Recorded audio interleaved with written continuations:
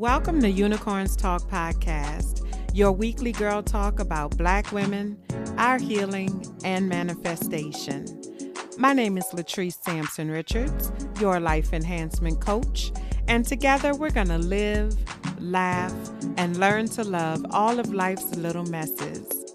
While I am a licensed clinician, please keep in mind that this show is not a substitute for your own relationship with a mental health provider. Let's go.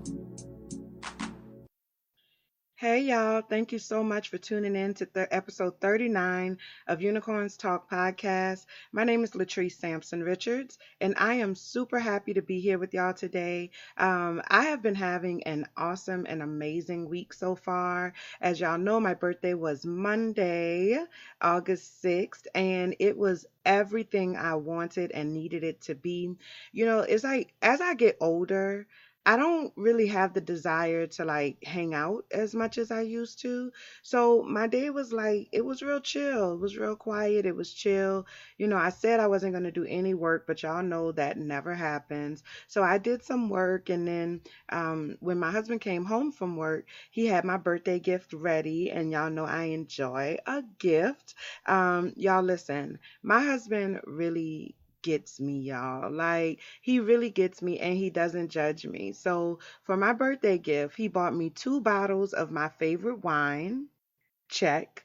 He also bought me a Macy's gift card, and then he got me two birthday cards. So one of the birthday cards was like super crafty, and it had like a wooden applique on it, which y'all know is right up my alley. I'm a DIYer, so I love wood and I love crafting, and it was the perfect card. It really was. And then the other card was one of those like real cheesy musical cards.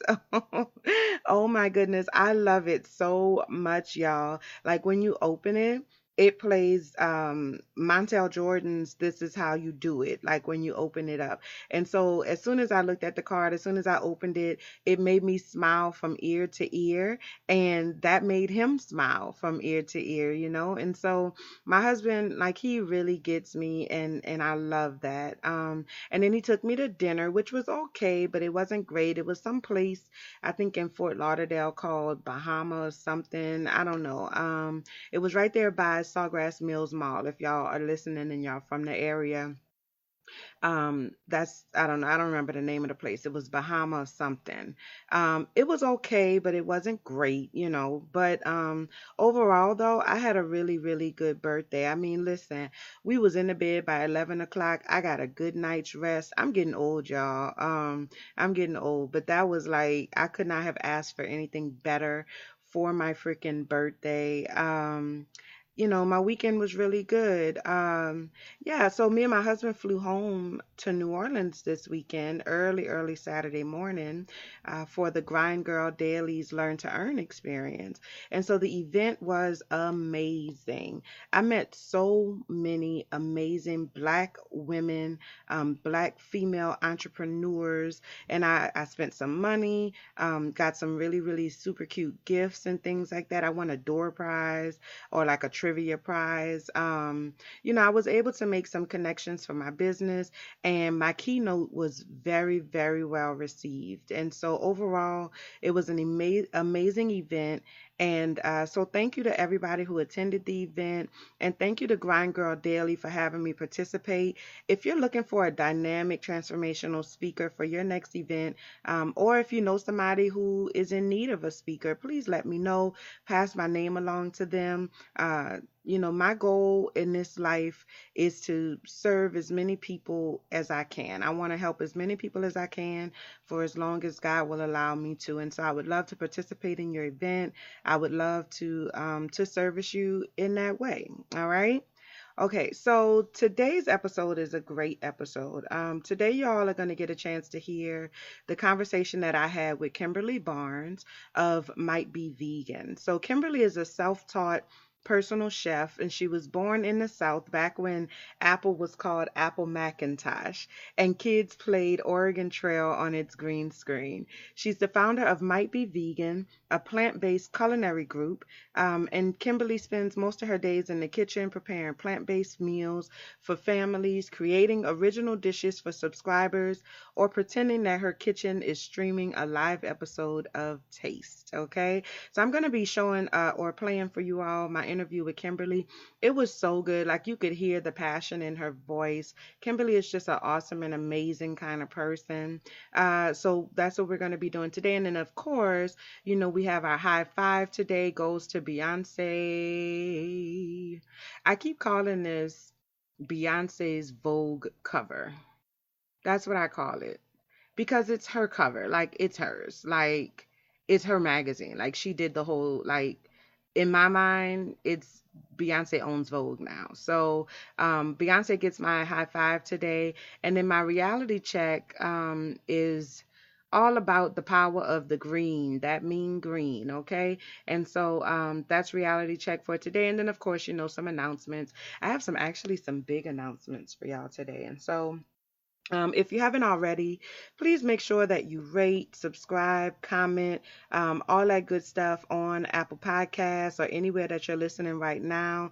Y'all know I really love it when you're listening and you add to the conversation on social media. So make sure that you take a snapshot of you listening to the show, share it in your stories or share it on your timelines.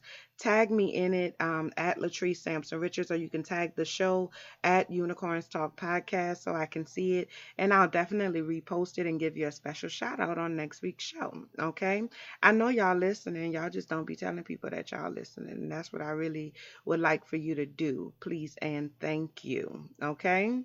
All right, so without further ado, here is my conversation with Kimberly Barnes of Might Be Vegan Meal Planning Service. Enjoy. I already feel like I know you, girl, so I'm excited for you to be on my show and be able to share you with my audience and introduce you to my people and everything. So, welcome to Unicorns Talk Podcast. Thank you so much. I am grateful to be here. I appreciate you having me on the show. Yeah, so Kimberly, as I said, you guys, Kimberly is the owner of Might Be Vegan, which is, I always call it a vegan meal planning service. Is that? Yes. Yes. Okay. So what was your journey like in terms of getting to and coming to the place of veganism? Because I think there's very few people that grow up vegan, right? Like there's not a great deal of people that grow up not eating meat. And so for a lot of us, there is a journey associated with making that transition. And so what was your journey like? What prompt you to move to a plant-based lifestyle? Right. Well, my best friend was dealing with some health issues. We weren't really sure exactly what was going on with her. She was in the hospital probably every other week, going to the doctor, trying to figure out what's going on. They told her that she had everything from an autoimmune disease all the way to an STD. Like they could not figure out what it was. So long story short, they never figured it out until she actually died. And so I remember being with her on her bedside, and I remember watching her stomach grow. And I wasn't really sure what was going on, but I noticed it. And I said to myself, well, if I've noticed it, the doctors have probably noticed it. So I just won't say anything. And actually what was happening in that moment was that her organs were infected. So her body was growing infection, and that's what the swelling was. What was actually wrong is that she had pancreatitis, which is treatable, but they did not identify that until after she had died as the cause of death.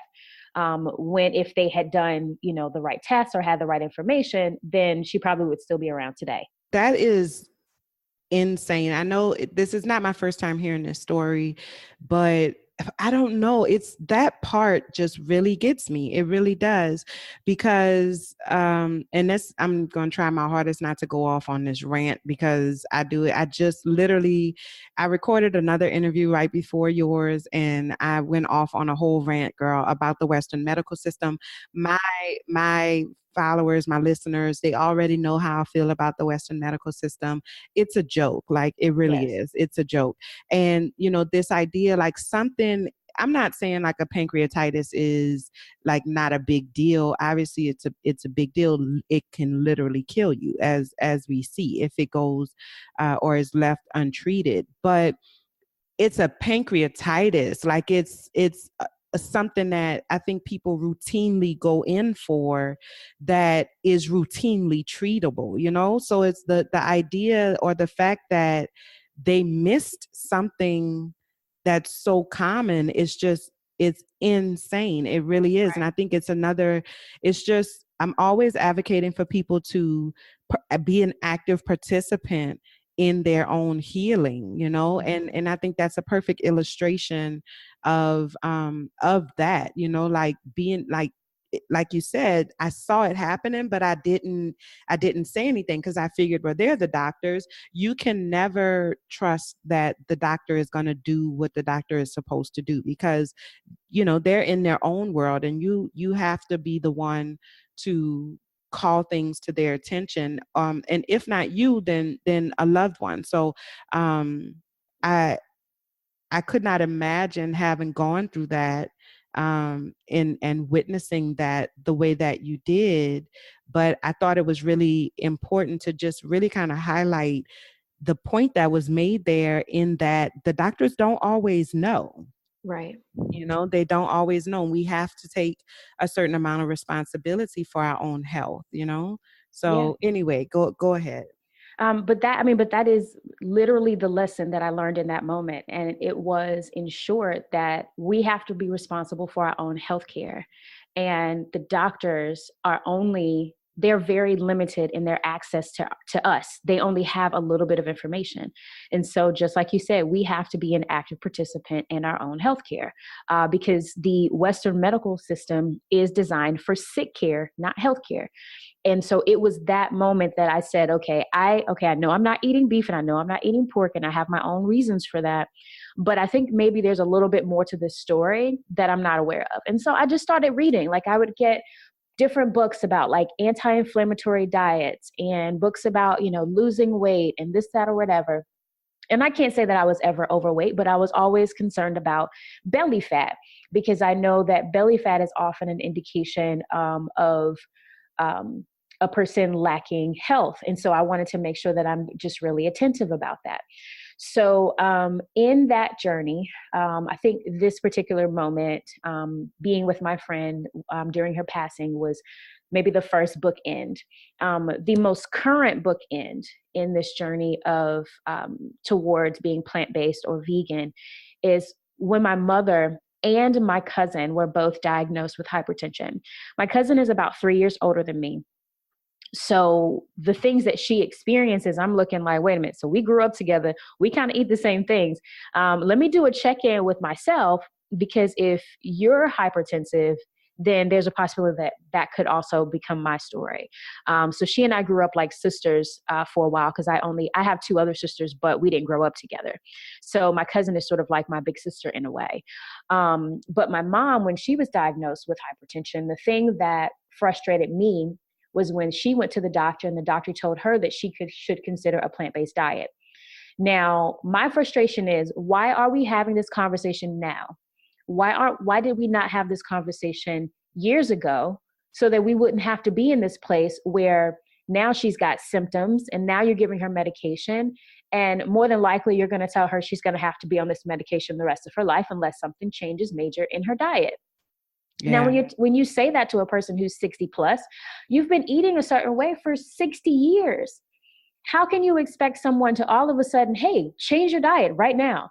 Like, who? No, how, Sway? Like, how am I supposed to just pick up and then put down the pork that I love, put down all the things that my palate has begun to appreciate and crave for the sake of my health?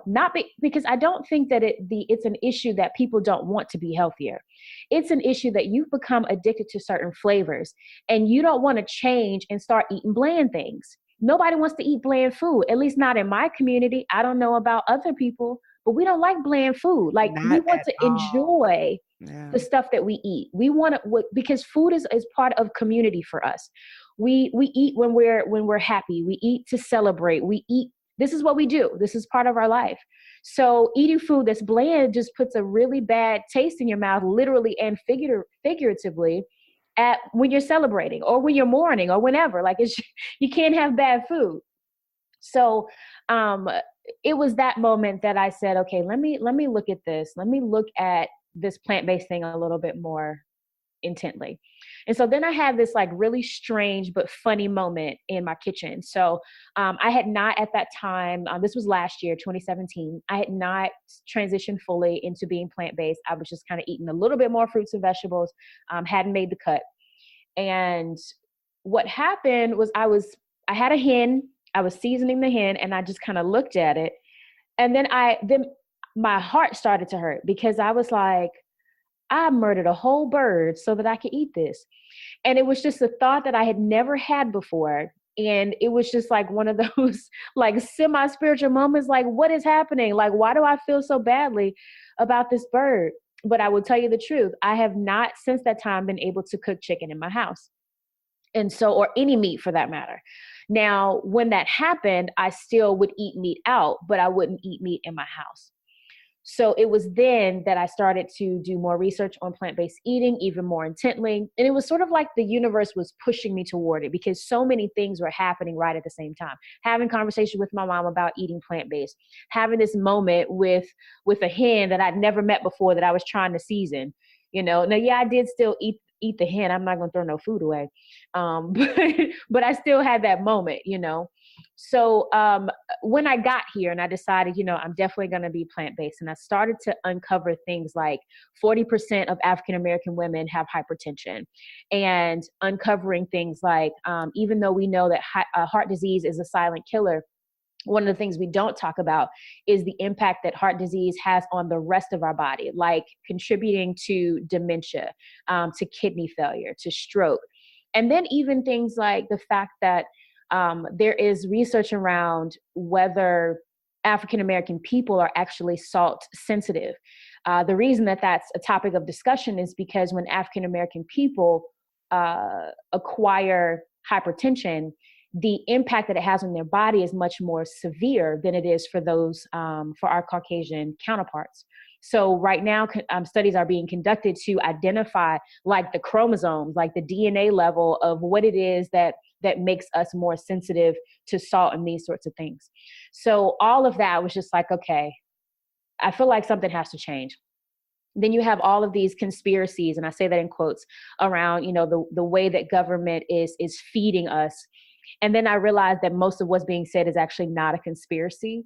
Girl, let me tell you. So I don't know if Listen, you saw. that's the kicker, right? Like Mhm. that they label it as a conspiracy, but the shit is real. Like Oh, yes. it's real. It is happening in real life. Our bodies, I think for so many years have taken on so much trauma like over the years, and they're not feeding us the same way that they're feeding everybody else. You know what I'm saying? Honey, Like yes. in the hood, you could have $3 in the hood, go to the corner store, and you could feed like six people with them $3. You know what I'm Yep. saying? Mhm. You can't get nothing in Whole Foods for $3. Nothing. Not one Right. thing in But Whole Foods for $3. And the only time the hood gets a Whole Foods is when they're about to turn it into, like, when they're gentrifying it. Like that's like the yes. first step. If you ever want to know whether or not your neighborhood is being gentrified, if they put a Whole Foods, it's over, boo. Like y'all are on a swift decline. You know what I'm saying? You Yes. can't get nothing at Whole Foods for $3. So why put a Whole Foods in the middle of the hood? You know what I'm saying? We Right. But or the thing is, make it so expensive. So yeah. So another rant that yes. But girl. what's so interesting is, so what people sort of miss when we're talking about being plant-based, so many times people say, oh, that vegan stuff is so expensive. Yes, it is. If you go and buy pre-made vegan stuff, it Mm. is expensive. No different than if you go to Whole Foods and you buy something off the shelf. But when you're eating fruits and vegetables, it's not expensive. They got, oranges, 59 cents a pound. That's not expensive. I can go to the grocery store. I went to the grocery store today and I split my menu of all of the stuff that's like pre-made. Girl, I rung up like 7 things and I was already at $40. I was like, hold up. Then I split the other side, rang up my vegetables. $40 for like 7 bags of fruits and vegetables. And Right. see, that's the gag, right? The capitalism makes you think that going to McDonald's is cheaper, when in fact you're going to be paying for that with your life, which is a whole lot much more expensive than $3 for some apples versus $3 for a burger. You know what I'm saying? From McDonald's or wherever you happen to go. You know, in some countries, some of the food that McDonald's prepare, they can't prepare because they were like, that's the food, that's not good for us. We're not Let me eating tell that. you, I lived in Japan for a year, in half of 2015, half of 2016. I lived in Japan, Okinawa, and the McDonald's in Okinawa it was like a completely different restaurant, like Mhm. altogether. And I was like, because at first I was like, girl, I'm not about to go to Japan to go to to go to McDonald's. You know what I'm saying? Like, who does that? I'm not doing that. But one day I was in a rush and I needed to go to McDonald's. So I go to the McDonald's and I'm looking at the menu like, wait a minute, like, what is this? This is not the normal menu that I'm used to seeing. Like, they had salmon burgers on the Right. menu at that McDonald's, and I was just like, OMG, even the serving sizes were different. In the States, a medium is a large. You know what I'm saying? Yep. Like, a medium is a large, and a large is ridiculously big. In Japan, a medium is what we get as a small here in the States. So when you ordered a medium soda or something like that, like, you get that little cup that they put the orange juice in. And when you order a small, then you get the kitty cup. Like, that's what the small is. Like, it's actual portion sizes. Like, everything was completely different. Even the fries taste different because they're fried in healthier oil. You know what I'm Yep. saying? So it's like the Right. whole thing. It's like a completely different restaurant altogether. Not to mention, the food was always fresh. Like, that's Yep. a whole other story. But the food was Yep. always fresh. So yeah, I mean, like, you're absolutely right. Like, in other cultures, they don't put things in their body that is harmful, or not to the point, even if they do, because Okinawans, they some foodies, girl. They like good food. They have lots of good food in Okinawa, which was surprising to me because they're so petite, like, they Mhm. are a petite people. Mhm. But they enjoy food. But the Yep. difference, is that they enjoy, like, the savory foods and, like, those fattening foods like ice cream and things like that. Mhm. They enjoy those things a lot less. Like, the Yep. serving sizes are a lot smaller, and it literally is like a treat for them. It's not Right. like an everyday occurrence. It's like a family outing when they go for ice cream. They're not going for ice cream every single day. Right. So, like, just the whole mindset is different. And those companies, if they want to get and become a part of that economic system, then they're going to follow their rules. And in America, there's nobody in our government that's really standing up for us in that way and saying, if you want to feed our people, you need to follow these standards. So I agree Right. with you 100%. So what's nuts about this is the fact that the United States government does not care about the health of its people. There is nothing that they do as an institution that would suggest that they care about our health. I'm going to give you one example that happened 4 days ago, real life. So the United Nations was hosting the World Assembly, the World Health Assembly. The United States government is a part of the UN, and so they participated. And what the UN was trying to pass was a resolution that said, anytime that we market materials or we market substitutions for breast milk, we want to make sure that what we market, we don't say that it's better than breast milk. Because we know, we have seen many, many studies that suggest that breast milk is better for the baby than the substitutions. Not to mention, some substitutions will have a negative impact on the child. So anytime we advertise, y'all, we just want to make sure that we say that breast milk is better for the baby. But if you can't, like if your body is not producing or whatever, then here's a supplement that you can have. Cool. That sounds pretty reasonable, right? US government was like, hold up. So this is what we're going to do. We not down for that because we making all this money from these breast milk alternative producers. And so here's what's about to happen. Y'all not about to pass this resolution. Matter of fact, if you, Ecuador, if you decide that you will co-sign this, if you don't reject it, we're going to pull military aid and a whole bunch of money. Matter of fact, y'all African countries over there, the real poor ones, we're going to pull military aid from y'all too. So y'all don't pass this, okay? Because we got to make sure that we keep the pockets lined of all of the people. Now, these are government officials threatening other government officials so they can keep their pockets lined. That is literally the news that is coming forth out of the New York Times. This ain't no fake story. This ain't no fake news. But this was the attempt that was made to convince countries to allow the production or the marketing of breast milk alternatives in a way that would suggest to parents that it's better for the child than breast milk, which is a lie. Which is a straight up lie. And on top of that, some of that stuff is bad for the kids. So then this is the question that I ask people. If you think that the government is not concerned about you, look at the fact that they ain't concerned about your babies. Yeah. The most vulnerable humans on the planet, babies and old people. They ain't worried about old people. They ain't worried about babies. So they definitely ain't worried about you.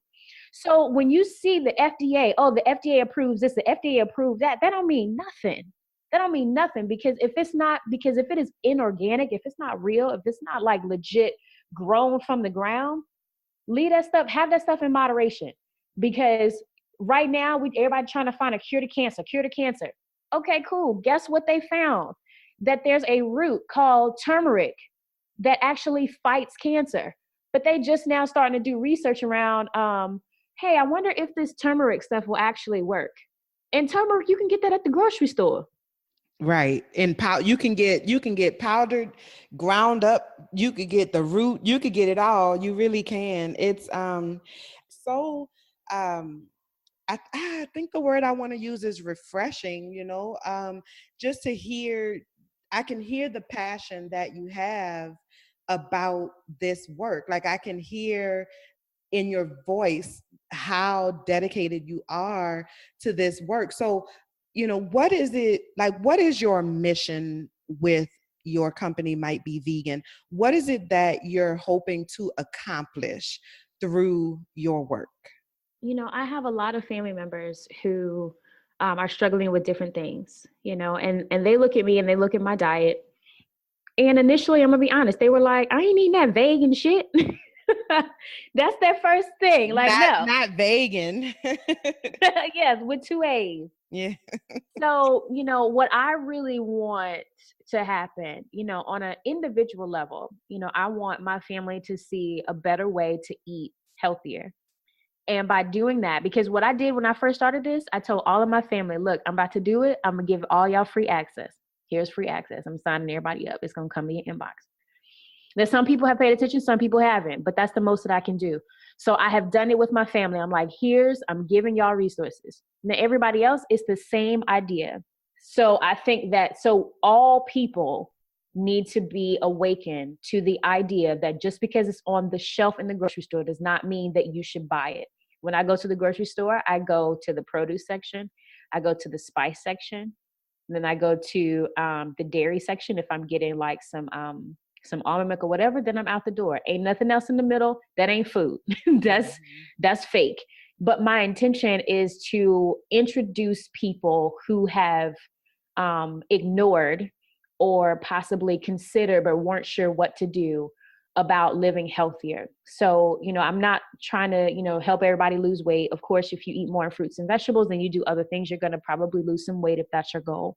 And I know that a lot of illnesses that people have, if they eat more plants and more vegetables, especially like greens and things like that, especially if you're doing more raw things, then a lot of the health diagnoses that people have will begin to turn around. Like we know for sure that people who struggle with type 2 diabetes, when they go into a plant-based diet, often that the diabetes will begin to wane and then disappear. Same thing for hypertension. So these things be true. Now, if I know that those two things are prevalent in the African American community, so if I can make any impact by giving people flavor and health at the same time, then that's what I'm here for. Because the thing that people don't realize is that just because, and this is a little bit not exactly what we were just talking about, but this is still important. Even though something says that it's vegan, it doesn't mean that it's still healthy for you. I went to a restaurant in Atlanta. I'm not going to say the name of it, but just about everything that was in there was doused in sugar. It was deep fried. It was incredibly salty, oily, and that's pretty much what we already eat. Like, why would you then give someone food and then you lose the authenticity, you lose the integrity of it being plant-based?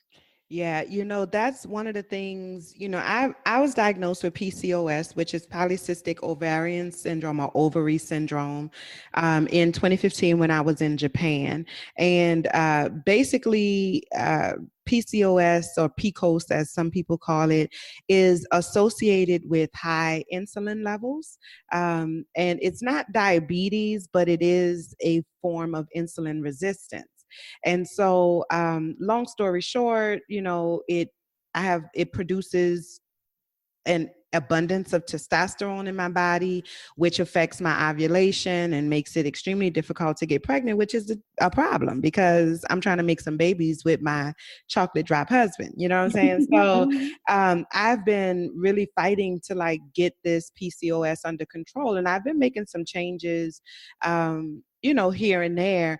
And so vegan, which is, I'm going to, I guess, kind of lead me into my next question. But veganism is something that I've dabbled in from time to time, because I know that it's a really good alternative to just eating whatever the hell you want to put in your mouth. You know what I'm saying?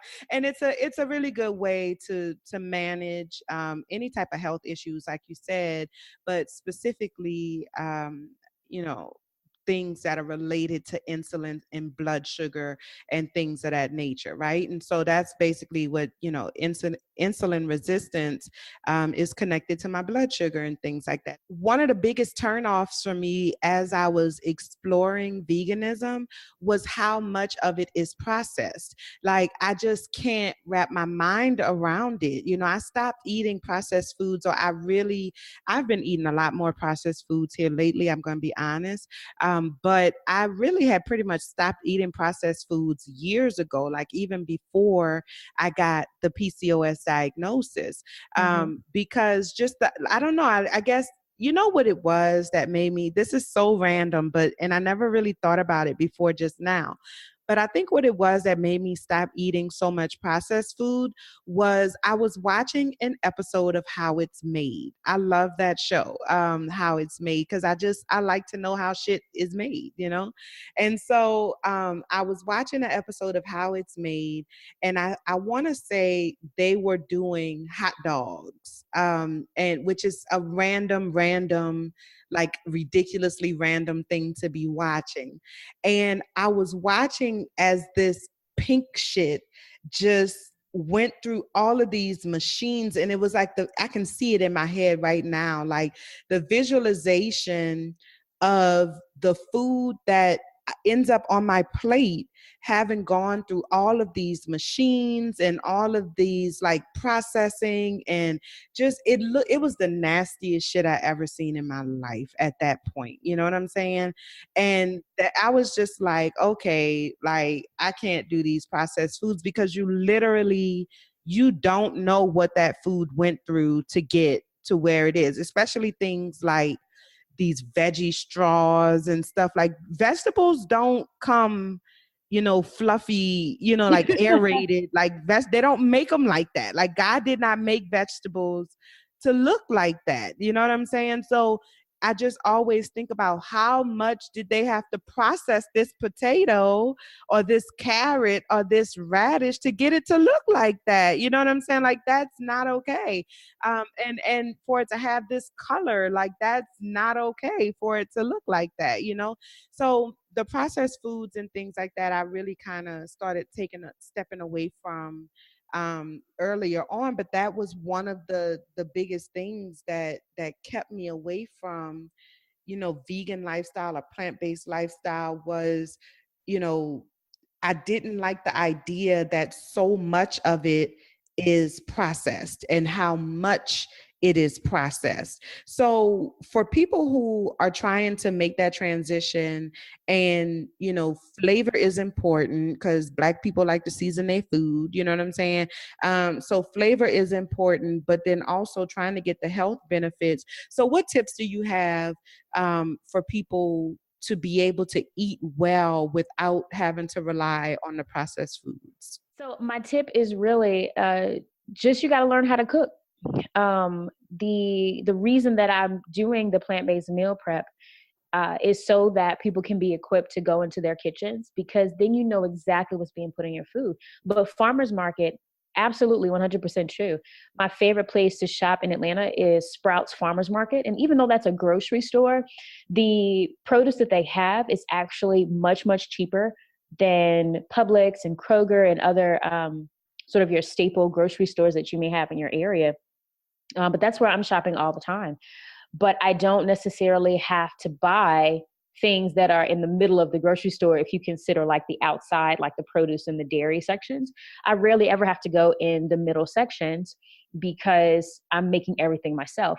Now it does take some time. Like I'm the type of person that if I'm making a salad or something and I want a dressing, I'm making that dressing myself. Not everybody has time for that.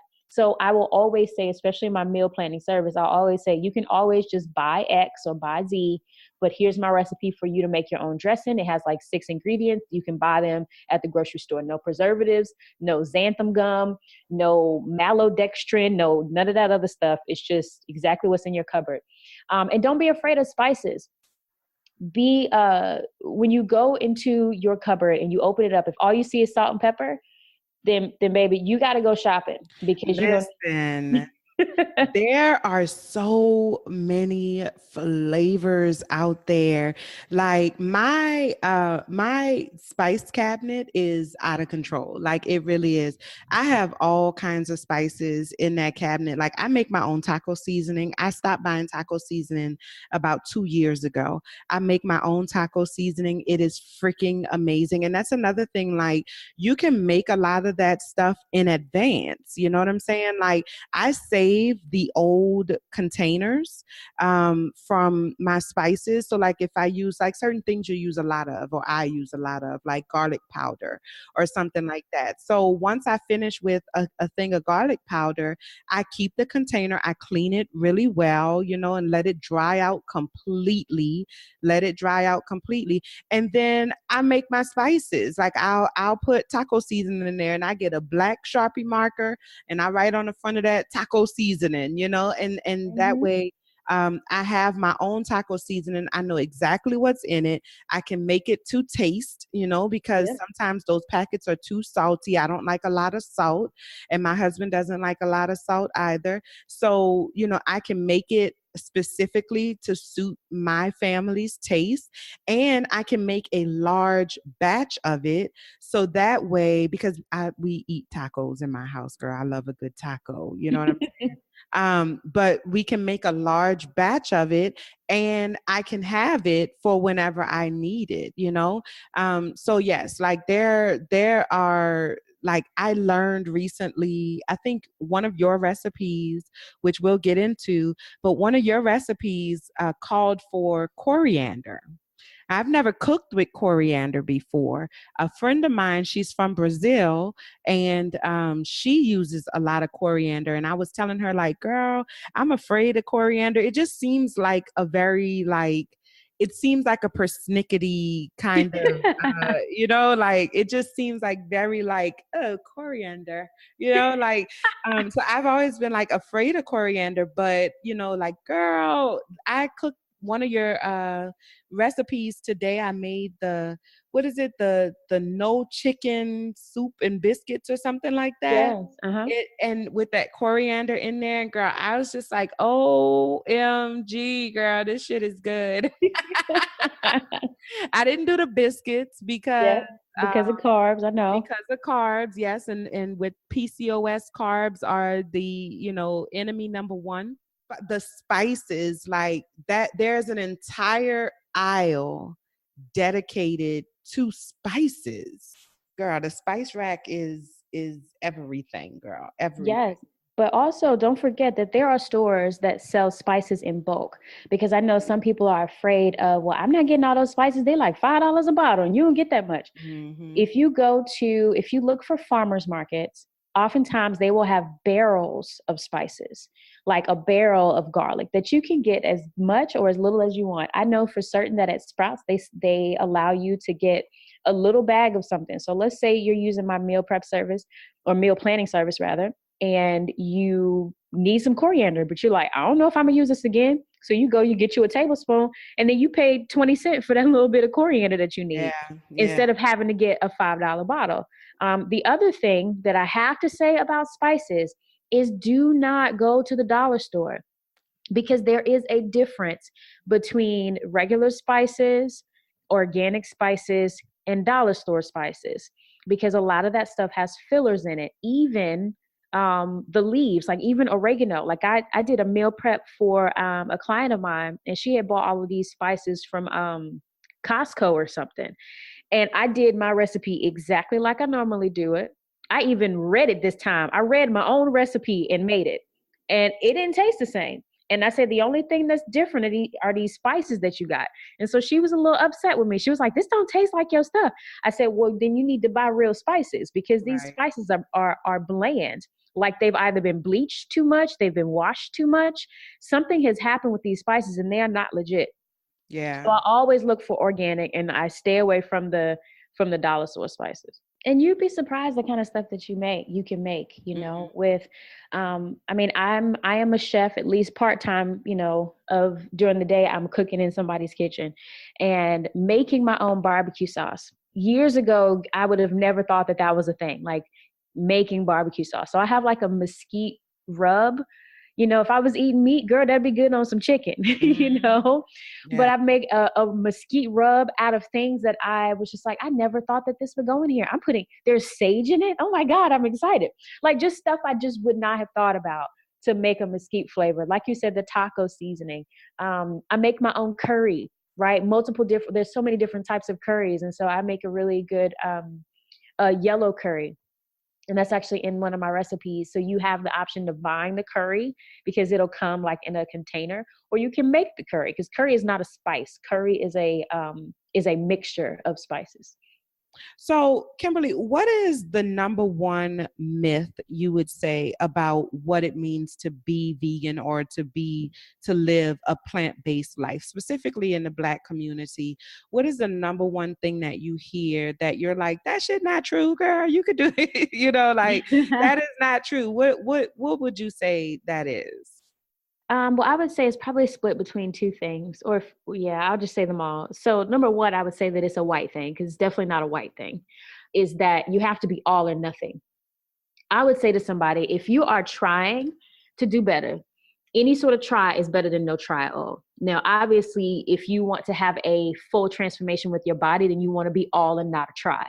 But on your way to the all, don't make yourself feel bad about the try, because at least you're making progress. And I think that's the thing that people beat themselves up because they're not able to be some image that they think that they're supposed to be with the diet. So when they fall off, they feel guilty, because it's like the fake internet people are watching them. Like, nah, girl, because I tell people all the time with my recipes, like, if you still eat meat, don't feel like you ain't gotta hide that from me, girl. Put your chicken on that plate and put this linguine right on top that was made from might be vegan. Why? Because it might be vegan. If you are on your way to eating healthier, high five to you.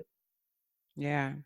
I agree. One of my friends posted on her Facebook page a couple weeks ago, or last week, I think it was, and she was like, "Get off my plate." You know what I'm saying? Like, people stop watching my plate and what I'm putting on my plate. You know, sometimes I want to be vegan, and sometimes I don't want to be vegan. If I want a piece of rib, I'm gonna eat a damn piece of rib. Get off my plate. You know, and I was like, yes, queen, yes. Like, I loved it because people always looking to try to box you in, but when this is your journey, this is your Mhm. process. And so if today you want to try something out and tomorrow you realize that that shit not working for you, then that's fine too, as long as you are moving toward getting to a place of being healthier and eating healthier. Then can nobody judge you for whatever it is that you're trying. I done tried a whole lot of different things. Some things have stuck and some things have not, but I have seen a difference overall in my body, and I continue to try a lot of different things as well, and I know that those things are making an impact because, things like my cycle has regulated on its own without medication. There's a Mhm. lot of women who have PCOS that, are not having regular, consistent cycles, that the only way they can have cycles is to take medication for it, So Mhm. I haven't been taking any medication or anything like that. I take some supplements, but that's about it. And my cycle has regulated itself. I even find that I get cramps now. I didn't get cramps before, but Mhm. now I get cramps. And I think it's a good thing because I feel like my body is doing what it's supposed to be doing. Like, it's really cleaning and getting, all of that lining out of there. Whereas before it was a buildup, it was building up, and that can lead to cervical cancer and things like that. So I agree with you 100%. Like, some try is better than no try at all. And so that's where I find myself on my journey as well. And I'm grateful for people like you who, make it okay to to do what you can to make these changes, like to be able to say, like, I want to try that shit, but girl, I don't know, you know what I'm saying? Like, and for providing people with um an option to try and see if that's something that they like. So tell us a little bit about what Might Be Vegan is, the services that you offer, and how people can connect with you if they're interested in trying out your services, your recipes. Yeah. So Might Be Vegan is a culinary group. What we do is basically it's twofold. So there's the meal prep service, which we talked about, which I do in Atlanta, Georgia. But then there's also the meal planning service, which is accessible to anybody on this planet. Anybody who is vegan curious, or even the vegan experience. If you want flavor in your diet and you also want to be plant-based, then this is an opportunity to do that. The subscription service itself is only $25 a month, and what you're getting is meals that should cover you throughout that entire week. And these recipes are original. Some of them I get inspiration from online. Some of them I wake up with a recipe from a dream. Sometimes I go to a restaurant and I get inspired with new flavors, but everything is custom. Nothing is stolen from any other website. It's all original and it's all tasty. So in order to connect with me, so I'm on Instagram. That's probably my largest platform at the moment. It is at Might Be Vegan. So that's Might letter B Vegan. And my website is Might Be Vegan, but Might Be vegan.co. And so that's how you can find me. And listen, y'all, let me tell you, I've been trying her recipes. All this week I've been trying the recipes a little bit at a time. I'm gonna try some more next week, and they are good. Like, they are really, really good. My favorite so far has been the taquitos. OMG. Girl, like, I actually, so, my recipes for the week or whatever, I still haven't cooked one of my recipes for this week because I ate on those taquitos for 3 days, girl. Like, they were so good. And I made my own like homemade guacamole. Girl, I'm gonna have to give you my recipe. Maybe Yeah. we can include it in, we can do a special, like a special thing for my people or something like that. But which I am going to have a special link for everybody. Anybody that's interested in signing up, the link will be in the show notes. But I can vouch for these recipes; they are good, especially those taquitos. But I also made today like this no chicken and biscuit soup. I didn't do the biscuits, even though, like I said earlier, I was trying hard to do the biscuits, but it had such a interesting mix of flavors. It was, mushrooms and kale and peas and carrots. It was honestly, it was a lot of things that I never would have thought to put together, that I love, individually, but I never would have thought to put all of those different textures and flavors and like just to put all of those different things in one dish. But when it was all said and done, it was delicious. Like I thoroughly enjoyed it.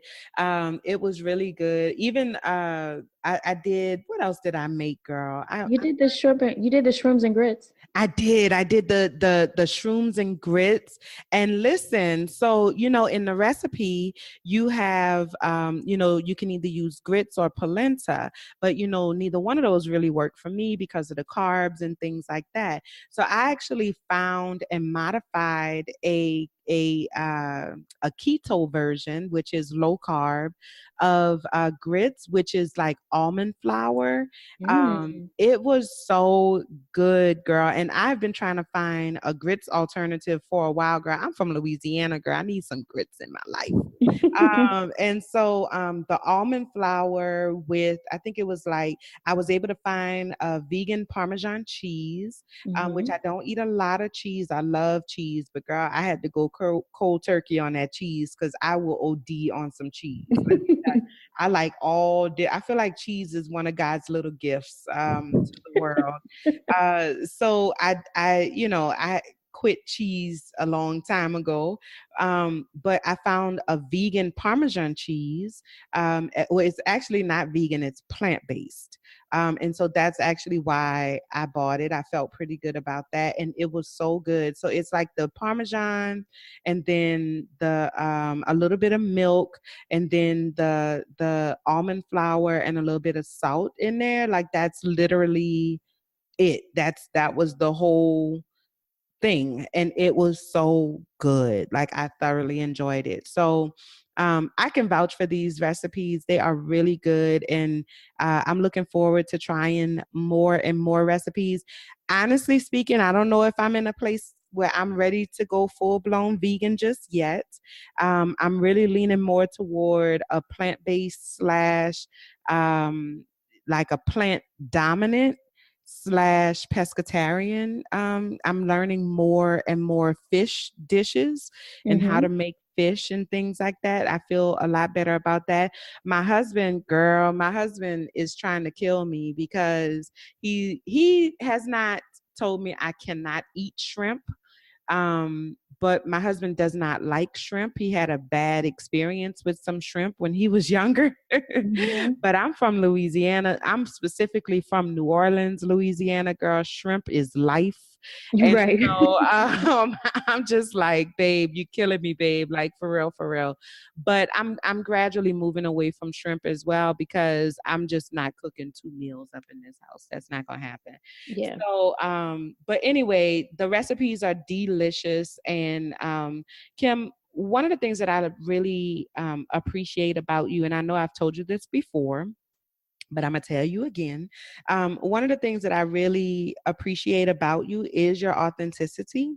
And it's rare that you find someone, especially when you are that person. It can be very discouraging because you end up finding yourself surrounded by people who are not like you at all. You know what I'm saying? In terms of being authentic, and authentically committed to the work that you're doing. A lot of people do the work because they want to get the money. And don't get me wrong, we need money. These bills got to be paid, right? Hmm. But finding somebody who is authentically connected to the work that they do, that is a blessing. And I enjoy the passion that you have for the work. I enjoy the connection that you have to the community, and to the healing of our community through our gut.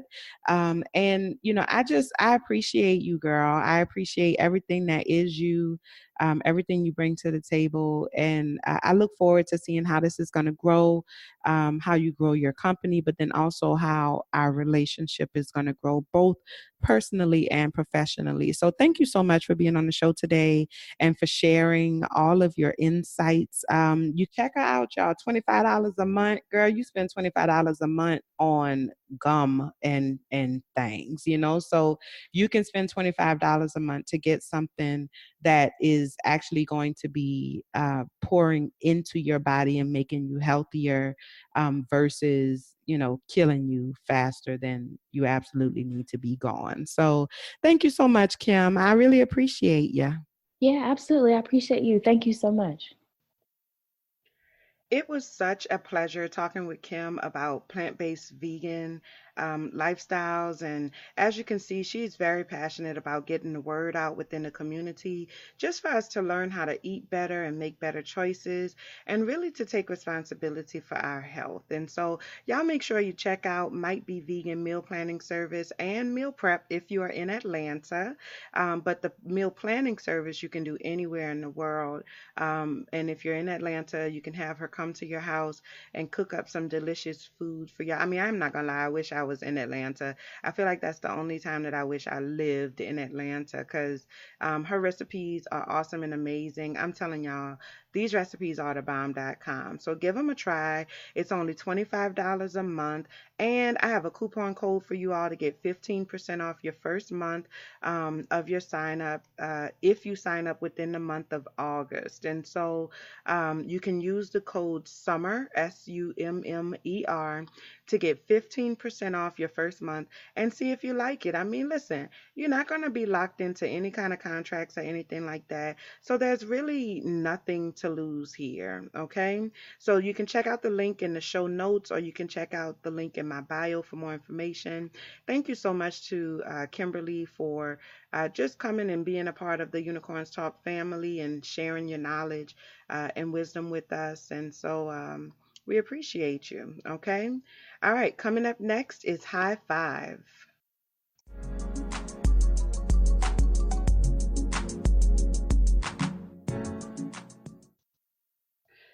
Beyonce graced the covers of Vogue magazine's September issue, and she was given complete creative control over its production. And it is a freaking amazing.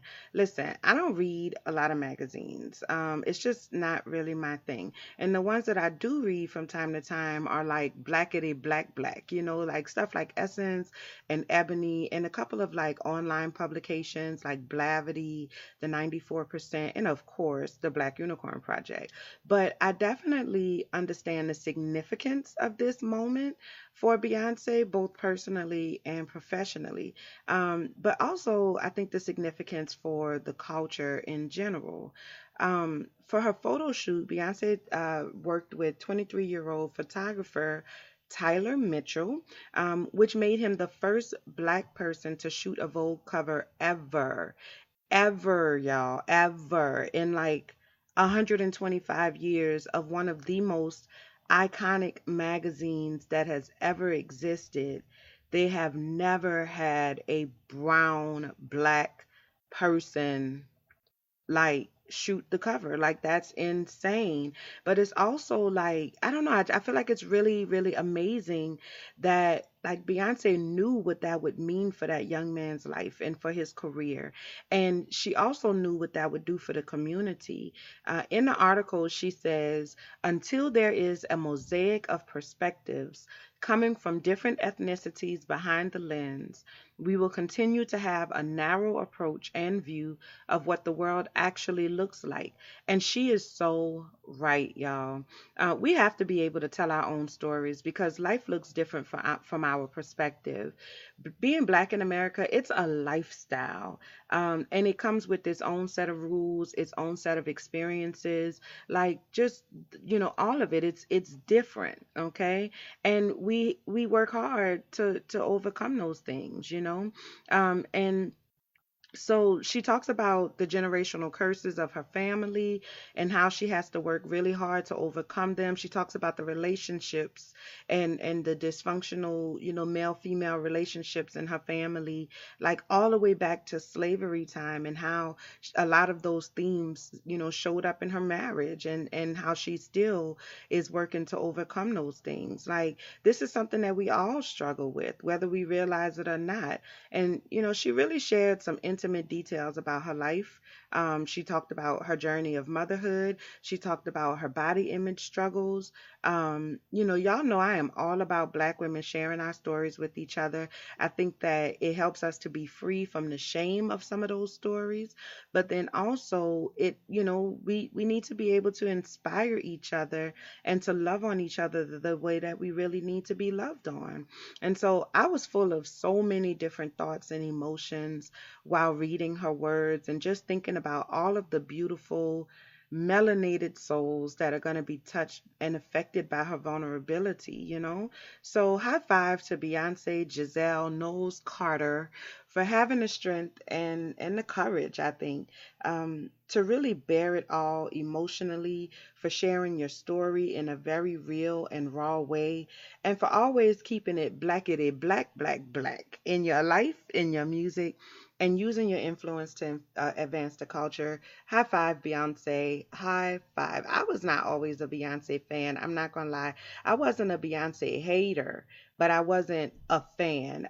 But here lately, I'm definitely becoming a fan, lightweight, a stan on the cool, but we're gonna we're gonna see where that goes. I'm still not paying like $350 to go see the concert. I just cannot wrap my mind around that. Maybe if I had $350 to spend on a concert, then I would feel better about that. But at this venture, at this point, that ain't happening. So high five to Beyonce for just being awesome and amazing, and just for being freaking Beyonce. You dig? Yeah. All right, so moving on to today's reality check. So, there was an incident that took place at a nail salon in Brooklyn a few days ago. I think it was on August 3rd. Apparently, three Black women went into the new Red Apple Nails, which is in East Flatbush, in order to get a mani pedi.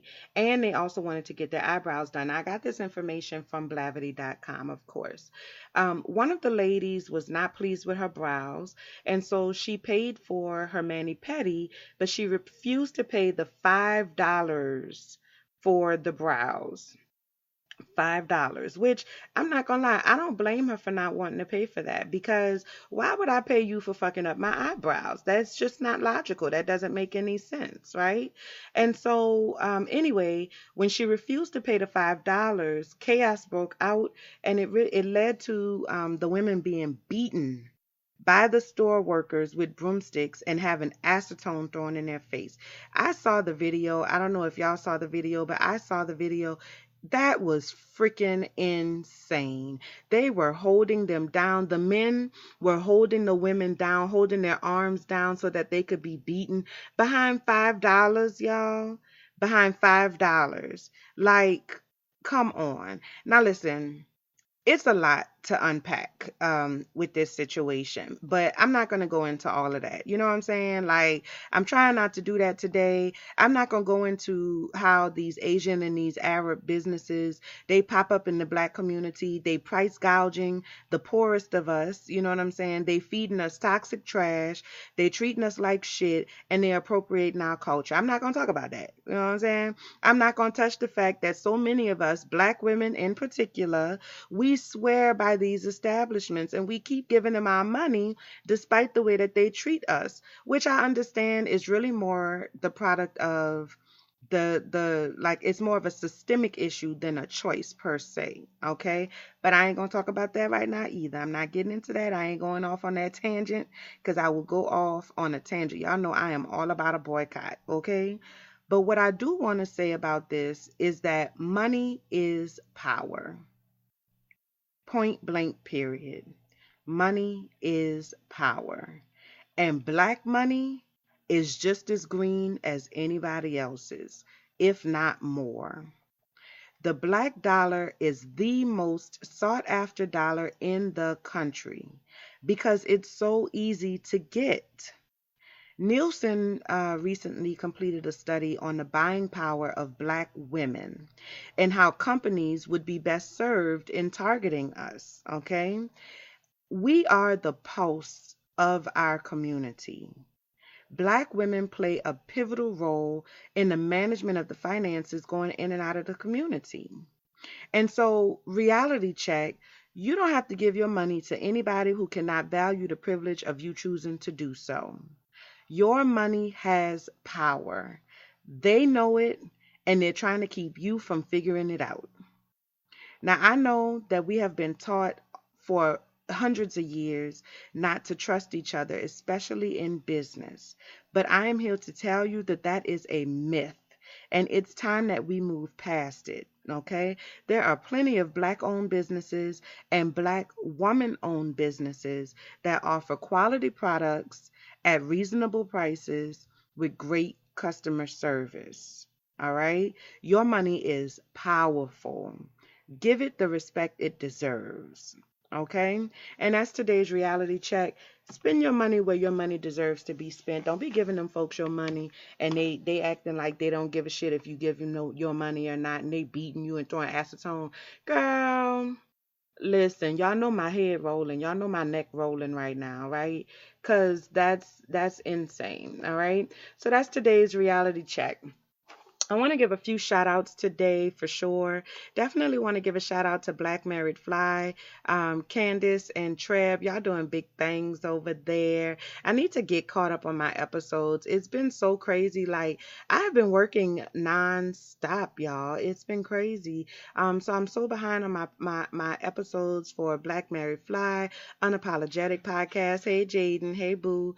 And all of my favorite podcasts. But I want to give a shout out to everybody, especially Treb over at Black Mary Fly, because he's a fellow Leo. He's a fellow Leo, and his birthday was like a few days before mine. So happy belated birthday to you, Treb. I mean, I messaged him on his birthday, but still, if you haven't told him happy birthday, go on and give him a little shout out or whatever. I want to also give a shout out to everybody who sent me birthday wishes, who sent me birthday love. Thank y'all so much. You all were a part of making my birthday as awesome and amazing as it was. I love reading all those messages, and I tried to respond to each and every one of them. I know I missed a few though, because it was a lot of them. And so thank you so much to everybody who sent birthday wishes. I also want to give a shout out to the Grind Girl Daily Learn to Earn experience once again. It was so awesome and amazing, you guys. So thank you to all of the vendors. I got some really nice things from that event. Actually, one of I had bought a bracelet from one of the vendors, and I wore that on my birthday. I bought one for me and one for my husband, and it was like a little king and queen set, which I loved. And so we wore that for my birthday dinner. So that was really nice. So shout out to the Grind Girl Daily Learn to Earn experience. It was awesome and amazing, and I can't wait to do it again. In terms of announcements, y'all know that I'm working with Talkspace now. I've partnered up with Talkspace online therapy platform. I am a provider in the state of Louisiana. And so a lot of y'all are reaching out to me and saying, hey, like, I really want to work with you. I just can't necessarily afford it, and I can't drop my fees. So Talkspace is another opportunity for you to be able to work with me in a way that really works for you. So Talkspace makes therapy convenient and attainable for those who don't have the time to leave work and go to the office. All right. So now you can reach out to your therapist any time of the day or night inside of your secure online therapy room, and you can share things when they're still fresh on your mind. Listen, I love working with Talkspace. I enjoy the platform. I enjoy working with my clients. It's really easy to use. It's really affordable. I like being able to like have different ways of connecting with my clients and things. And so I really appreciate it. So right now I can only work with people who live in the state of Louisiana because that is where I am licensed. Okay. So if you live anywhere in the state of Louisiana and you're interested in working with me on counseling, then join Talkspace and ask for me by name, and they're going to get you straight to me. But even if you don't live in Louisiana, still check it out, because they have amazing licensed therapists in like all over the country. And so, it's still a good chance for you to find somebody that works really well for you. Okay. Just make sure you let them know that I sent you. Okay. Talkspace is therapy for how you live.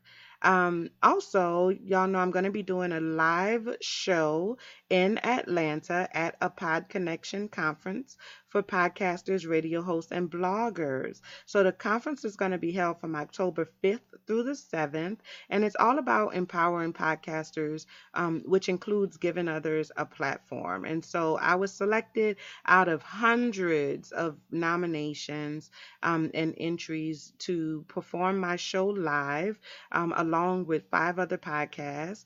And so I'm really excited about that. The live shows are going to take place on the 6th of October, which is that Saturday.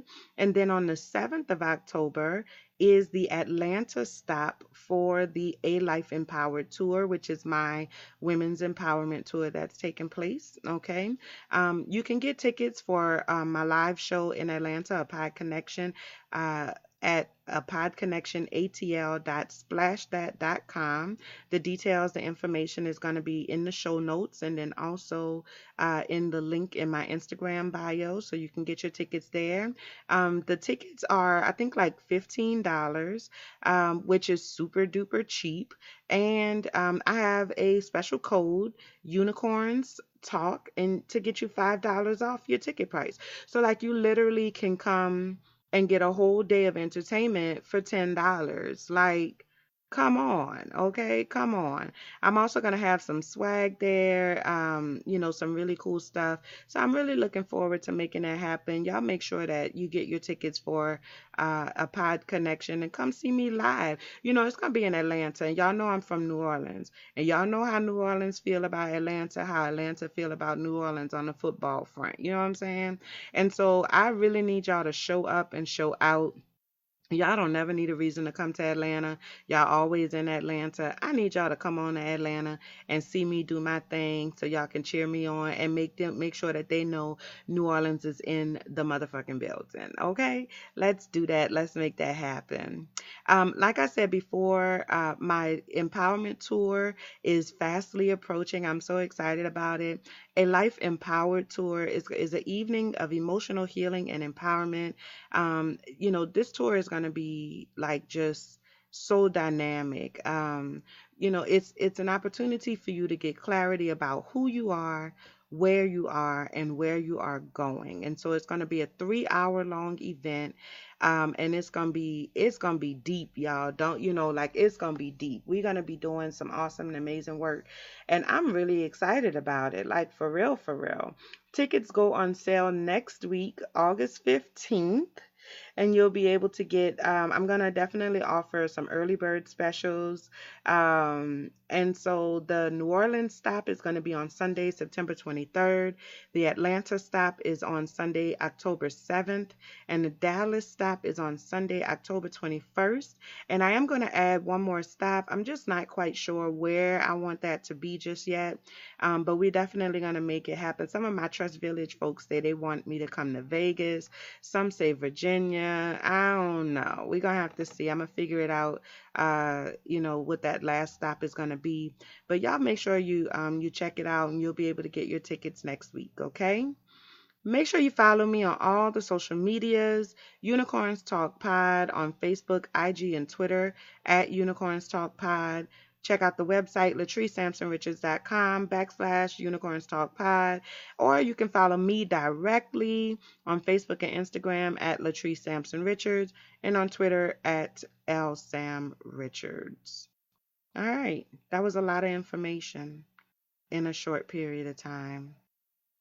But I thank y'all for hanging in there with me.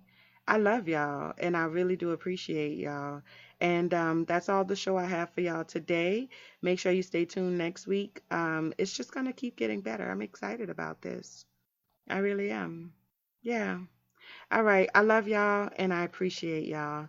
And until next time, be well. Bye, y'all.